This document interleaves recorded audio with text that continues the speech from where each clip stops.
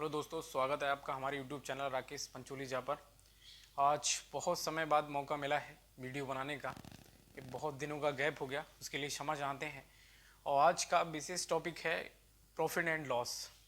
चलिए, लाभ और हानि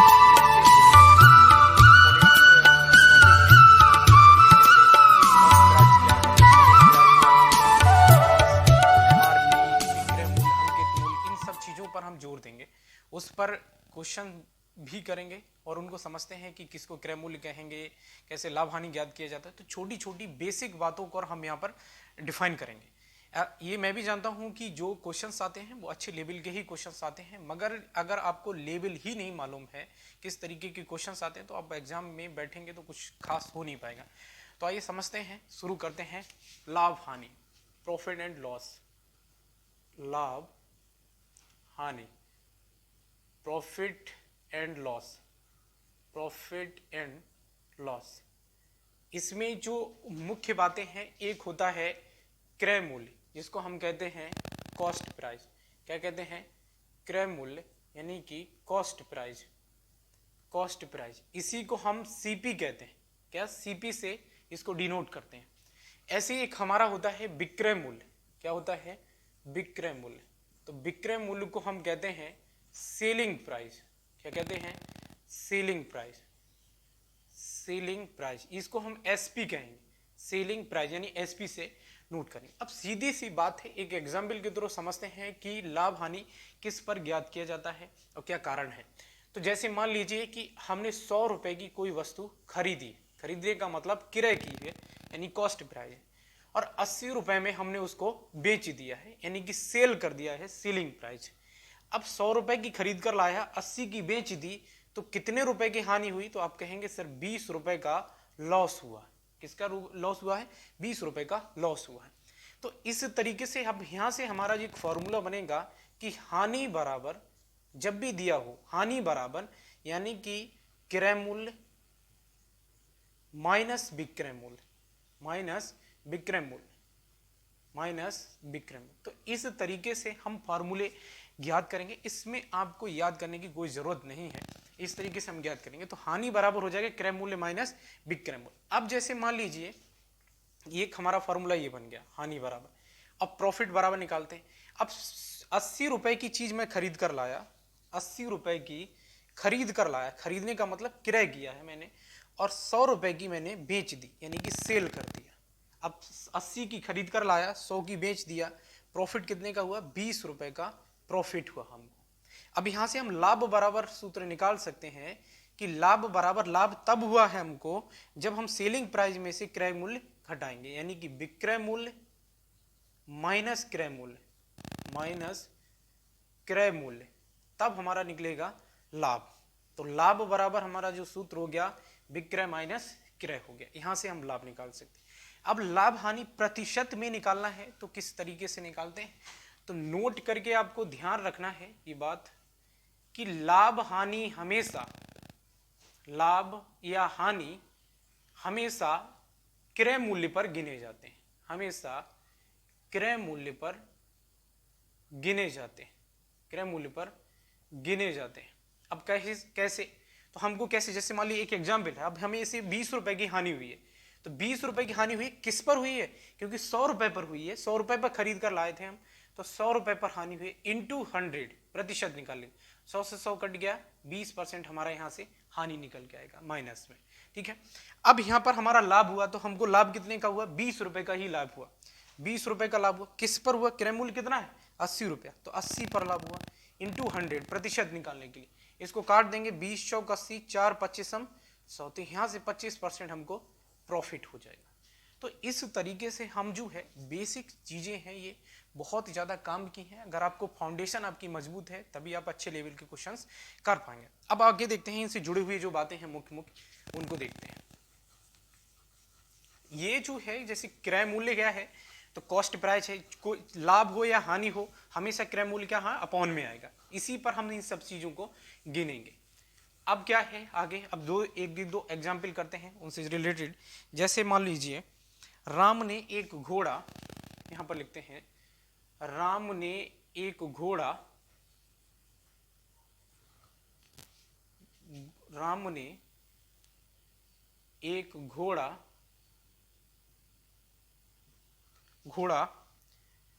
8,250 रुपए में खरीदा है। 250 रुपए में खरीदा है, 8,250 रुपए में खरीदा है। 4% लाभ पर बेचता, 4% लाभ पर बेचता है। एक मिनट, ये मार्कर चल नहीं रहा है।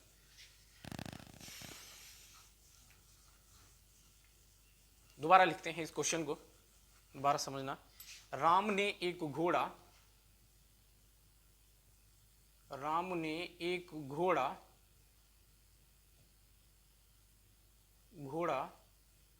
8,250 रुपए में खरीदा, 8,250 रुपए में खरीदा। 4% लाभ पर बेच दिया उसने, 4% लाभ पर बेच दिया। घोड़े का विक्रय मूल्य क्या होगा? घोड़े का विक्रय मूल्य क्या होगा? तो इस तरीके से बेसिक क्वेश्चन है, ऐसा कुछ है नहीं इसमें। राम ने एक घोड़ा 8,250 रुपए में खरीदा है, तो खरीदने का मतलब है क्रय मूल्य हमको गिवन दैट 8,250 रुपए। प्रॉफिट हमको दिया है कि 4% का प्रॉफिट है। पूछा है कि विक्रय मूल्य क्या है, यानी selling price is the find करना है हमको, ठीक है, क्वेश्चन मार्क। अब इसको हम ज्ञात करते हैं, तो एसपी बराबर हमारा जो है ये दिया है 8,250 रुपए में खरीदा, 4% का लाभ। एसपी बराबर होता है सीपी इंटू प्रॉफिट या लॉस, लाभ हो या हानि हो, बटे 100 करना है, ठीक है। कैसे निकालते हैं? तो सीपी कितना 8,250 रुपए, इंटू प्रॉफिट कितना है 4 रुपए का, तो 104 हो जाएगा, बटे कितना 100। इसको हम काट देंगे और यहां से हम आंसर ज्ञात कर लेंगे। कैसे काटते हैं जरा? 1 0 से 1 0 काट दिया, 5 से काटा, 5 एकम 5, 3 बचा, 5 6 30, 5 25, 5 दूनी 10, 2 सत्ते 2 पंजे 10, 2 दूनी 4। इनकी गुणा करेंगे तो आएगा 8,580 रुपया। ये आपका विक्रय मूल्य हो गया, 8,580 रुपया ये आपका विक्रय मूल्य हो गया। तो इस तरीके से भी क्वेश्चंस रहेंगे। एक क्वेश्चंस और लेते हैं। किशन ने एक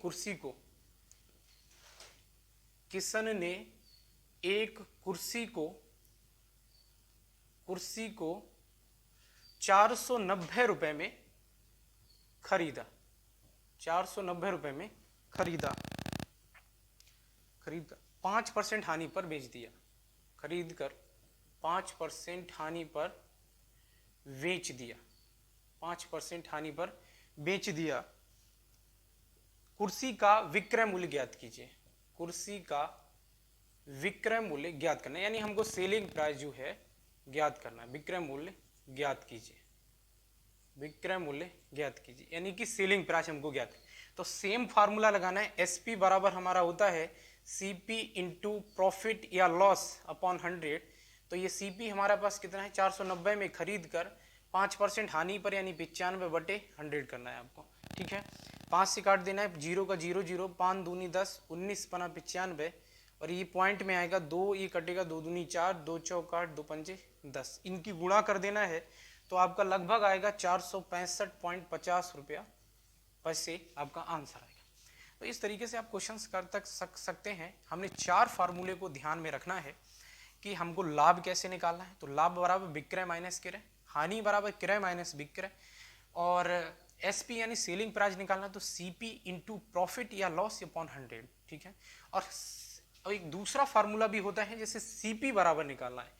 ये तो हमने एसपी बराबर निकालना है, तो सीपी बराबर होता है एसपी इंटू 100 अपॉन प्रॉफिट या लॉस हो, इस तरीके से। तो हम क्रय मूल्य भी निकाल सकते हैं। सेम क्वेश्चंस होगा, क्रय मूल्य पूछा होगा। चलो एक एग्जांपल देख लेते हैं इसी का।